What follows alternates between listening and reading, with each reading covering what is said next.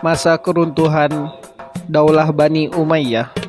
Sejarah berdirinya dinasti Umayyah.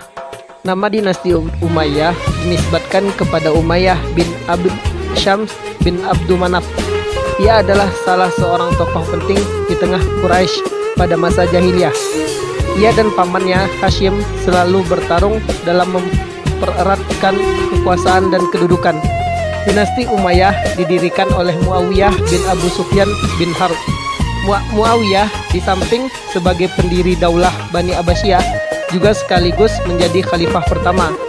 Ia memindahkan ibu kota kekuasaan Islam dari Kufah ke Damaskus.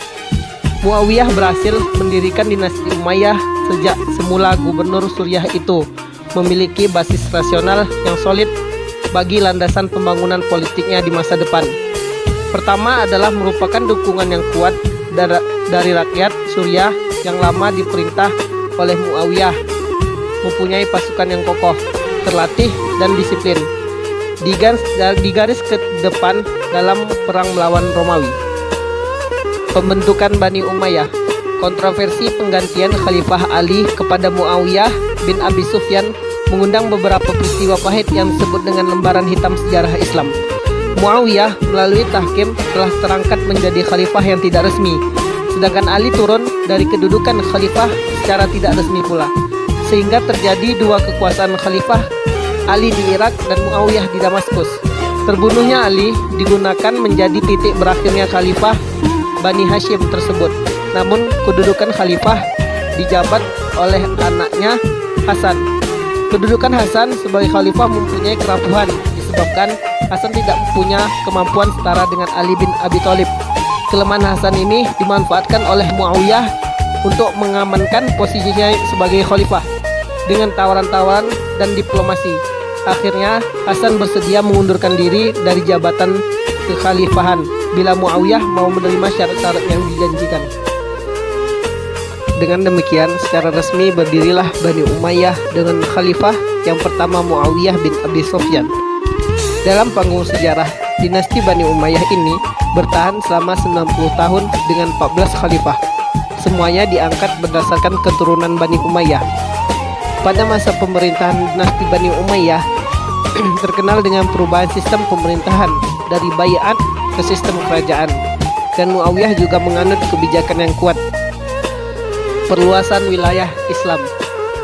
Perluasan daerah dan penaklukan baru dilaksanakan apabila stabilitas dalam negeri sudah ada dan mempunyai kekuatan. Perluasan wilayah ini banyak dilakukan oleh khalifah dinasti Bani Umayyah, terutama pada masa pemerintahan Khalifah Abdul Malik, Khalifah Wahib, dan sedikit pada masa Khalifah Sulaiman. Dalam masa-masa khalifah inilah terlaksana perluasan dan penaklukan yang gemilang. Gerakan perluasan kekuatan politik yang dilakukan dinasti Bani Umayyah ini meliputi 3 front yang terpenting, yaitu yang pertama, Front Asia Kecil, yaitu pertempuran melawan bangsa Romawi di Asia Kecil, termasuk padanya pengepungan terhadap Konstantinopel dan penyerangan beberapa pulau di Laut Tengah. Yang kedua, Front Afrika Utara. Front ini sampai ke pantai Atlantik, kemudian menyeberang ke Selat Jabal Torik dan sampai ke Spanyol. Kedua front ini dinamakan Front Barat. Yang ketiga, Front Timur. Front ini meluas dan terbagi kepada 2 cabang, yang satu menuju ke utara ke daerah-daerah di seberang Sungai Jihun, kemudian cabang kedua menuju ke selatan meliputi daerah Sind. Para khalifah dinasti Umayyah. Masa kekuasaan dinasti Umayyah hampir 1 abad, tepatnya selama 90 tahun dengan 14 orang khalifah. Di antara mereka ada pemimpin yang berjasa di berbagai bidang dan ada pula khalifah yang tidak patut dan lemah. Adapun urutannya, yang pertama Muawiyah bin Abu Sufyan dari tahun 41 sampai dengan 60 Hijriah. Yang kedua Yazid bin Muawiyah dari tahun 60 sampai 64 Hijriah. Yang ketiga Muawiyah II bin Yazid tahun 64 Hijriah. Yang keempat, Marwan I bin Hakim dari tahun 64 sampai 65 Hijriah. Yang kelima, Abdul Malik bin Marwan dari tahun 65 sampai 86 Hijriah. Yang keenam, Al-Walid I bin Abdul Malik dari tahun 86 Hijriah sampai 96 Hijriah. Yang ketujuh, Sulaiman bin Abdul Malik dari tahun 96 sampai 99 Hijriah. Yang ke-8, Umar bin Abdul Aziz dari tahun 99 sampai 101 Hijriah. Yang ke-9, Yazid II bin Abdul Malik dari tahun 101 sampai 105 Hijriah. Yang ke-10, Hisham bin Abdul Malik dari tahun 105 sampai 125 Hijriah. Yang ke-11, dari Al-Walid II bin Yazid II dari tahun 125 sampai 126 Hijriah. Yang ke-12, Yazid bin Walid bin Malik yaitu tahun 126 Hijriah. Yang ke-13, Ibrahim bin Walid II dari tahun 126 sampai 127 Hijriah. Yang ke-14 yaitu yang terakhir, Marwan II bin Muhammad dari tahun 127 sampai 132 Hijriah. Kemajuan dinasti Bani Umayyah. Yang pertama, dari bidang administrasi pemerintahan. Pada masa Khulafaur Rasyidin, pemerintahan dapat dikatakan pemerintahan yang bersifat demokratis. Sedangkan pada masa dinasti Bani Umayyah, sifat demokratis tidak kelihatan lagi. Selanjutnya, pada masa Khalifah Ar-Rasyidin, seperti yang dikatakan sejarawan bahwa belum terpisah antara urusan agama dengan urusan pemerintahan. Yang kedua, pada bidang ekonomi. Berbicara tentang kondisi ekonomi pada masa dinasti Bani Umayyah, keberadaan Baitul Mal merupakan bukti adanya perkembangan ekonomi pada masa itu.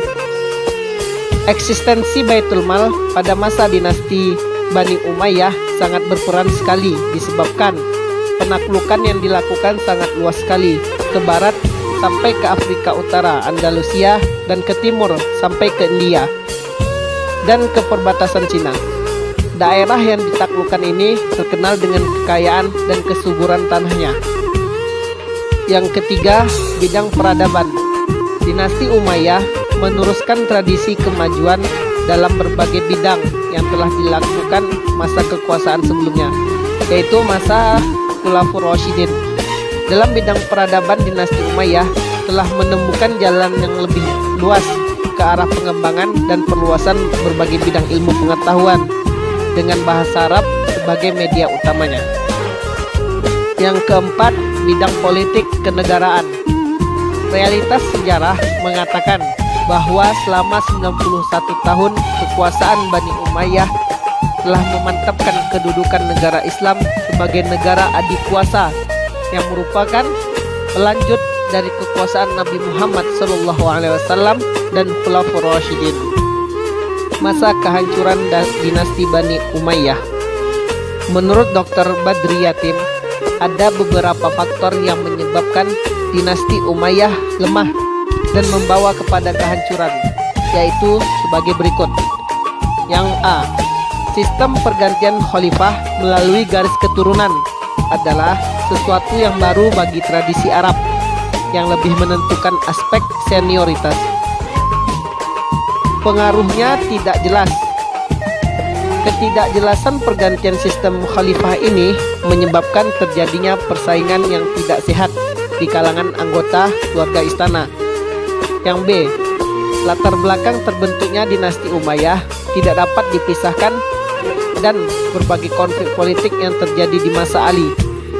Sisa Syiah dan Khawarij terus menjadi gerakan oposisi, baik secara terbuka maupun secara tersembunyi seperti di masa pertengahan kekuasaan Bani Umayyah.